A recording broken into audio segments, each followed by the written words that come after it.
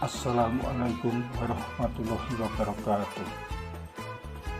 Salam sejahtera untuk semua.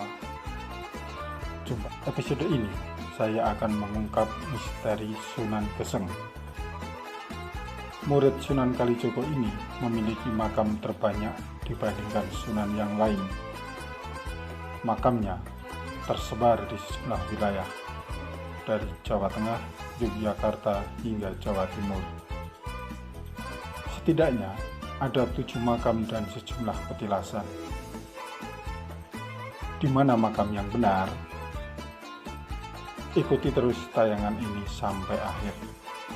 Makam Sunan Geseng diyakini berada di Bantul, Yogyakarta, Magelang, Jawa Tengah, Tuban, Jawa Timur, Kediri, Jawa Timur, Temanggung, Jawa Tengah, Pati, Jawa Tengah, dan Kulon Progo, Yogyakarta.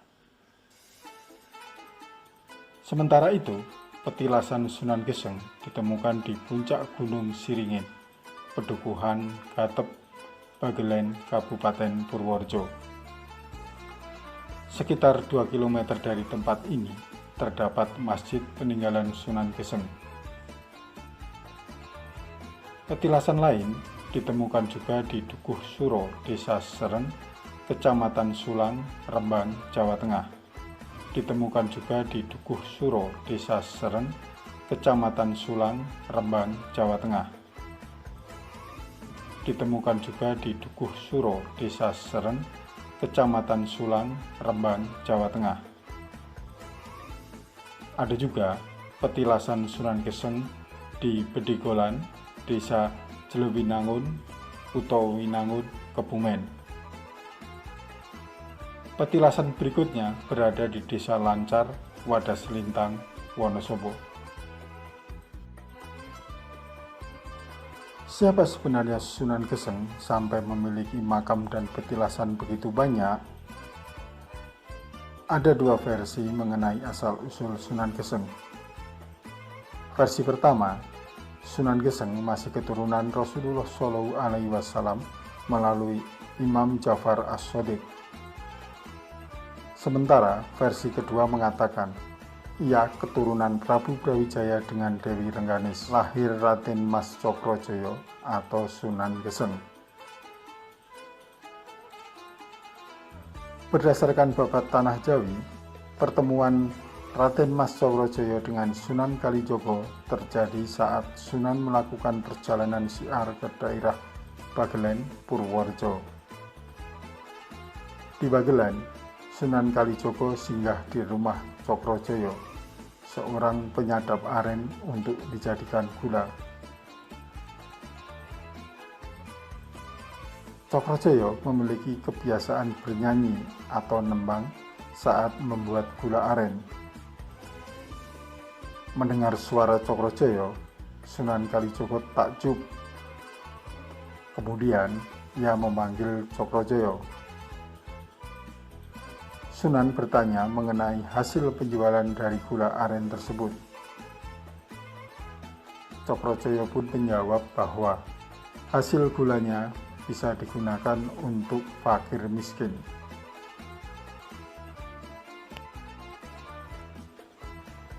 Mendengar jawaban tersebut, Sunan Kalijogo meminta Cokrojoyo untuk mengubah syair tembangnya dengan bacaan-bacaan zikir dan pujian kepada Allah, serta memintanya untuk memperlihatkan hasil gulanya kepada dirinya ketika ia kembali ke desa tersebut. Setelah memerintahkan hal itu, Sunan Kalijogo melanjutkan perjalanan ke tempat lain. Cokrojoyo kembali melakukan kegiatan membuat gula aren dengan bernyanyi menggunakan syair baru yang didapat dari Sunan Kalijogo. Cokrojoyo sangat terkejut melihat hasil gula olahannya ternyata menjadi emas batangan. Sesaat setelah menyadari mukjizat tersebut, Cokrojoyo memutuskan untuk mencari Sunan Kalijogo. Ia ingin mengucapkan terima kasih sekaligus memohon untuk dapat diterima sebagai murid Sunan Kalijogo.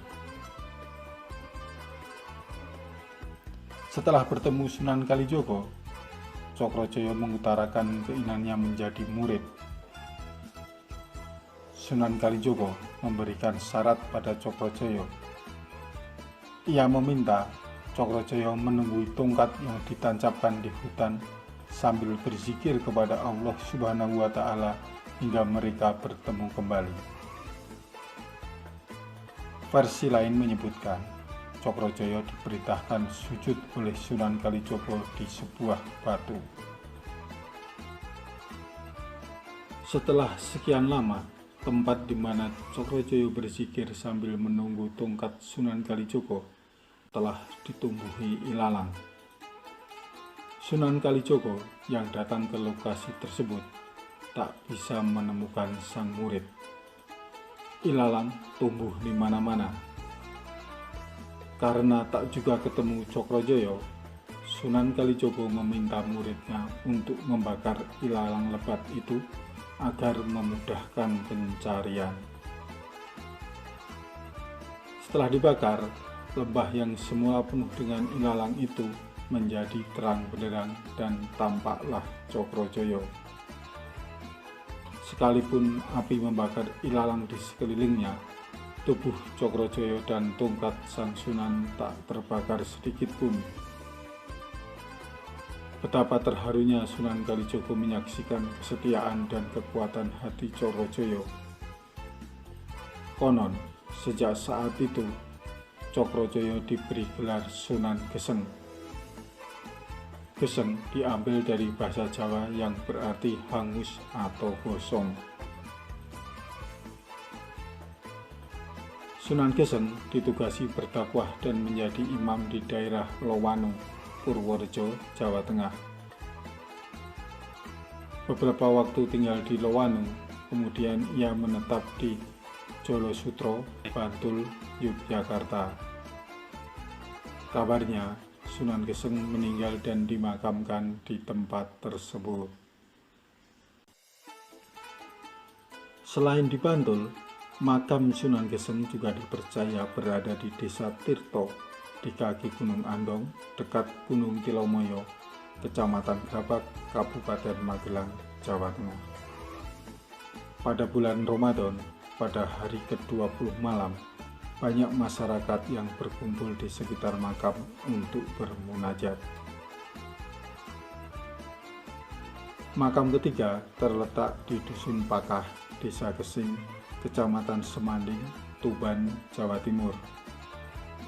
Konon, Sunan Geseng sering bertapa di daerah tersebut sehingga ketika wafat dimakamkan pula di sini.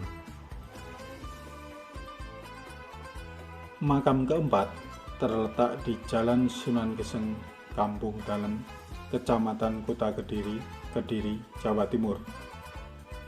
Makam itu berdekatan dengan situs Dewi Kalisuci. Pada bulan Muharram atau Suro, masyarakat melakukan barokahan amaliyah dan membaca sholawat Nabi 1000 kali secara berjamaah selama 40 malam yang dilakukan di Aula Sunan Geseng, Kediri.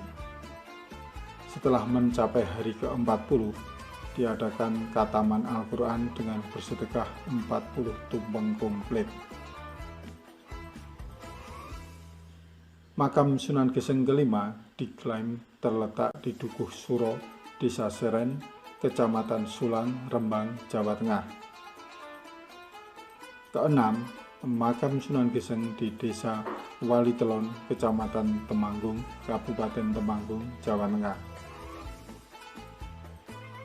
Makam Sunan Geseng ketujuh dipercaya berada di Pegunungan Gandeng Utara, tepatnya di Dukuh Mandaran, Desa Kedumulyo, Kecamatan Sukolilo, Pati, Jawa Tengah. Soal petilasan, Sunan Geseng memiliki sejumlah tempat. Ada yang terletak di puncak Gunung Siringin, Pedukuhan Gatep, Bagelen, Purworejo. Sekitar 2 km dari petilasan ini terdapat Masjid Sunan Geseng. Petilasan lain berada di Badigolan, Desa Jlegiwinangun, Kutha Winangun, Kebumen. Ada juga petilasan Sunan Geseng di Desa Lancar, Wadaslintang, Wonosobo. Selain itu, ada petilasan di Dusun Trenggiling, Desa Gumelem, Kecamatan Susuan, Banjarnegara, Jawa Tengah. Mengenai makam ganda Sunan Geseng ini, mana yang benar? Sulit menjawab pertanyaan tersebut karena memang tidak ada data valid mengenai hal itu. Makam tua ini jauh sudah ada sebelum Indonesia merdeka. Kuburan ganda yang disakralkan ini biasanya berupa makam sesungguhnya dari sang sunan atau wali. Petilasan sang sunan bisa berupa gapura atau masjid, serta tempat bersemedi atau bersujud. Banyaknya makam dan petilasan Sunan Geseng menunjukkan jika semasa hidupnya ia melakukan syiar dan dakwah di sejumlah daerah dari Jawa Tengah hingga Jawa Timur. Demikian sejarah makam ganda Sunan Geseng. Ikuti terus channel Misteri Verhal untuk mendengarkan kisah dan sejarah Wali Songo selama bulan Ramadan ini. Sampai jumpa. Wassalamualaikum warahmatullahi wabarakatuh.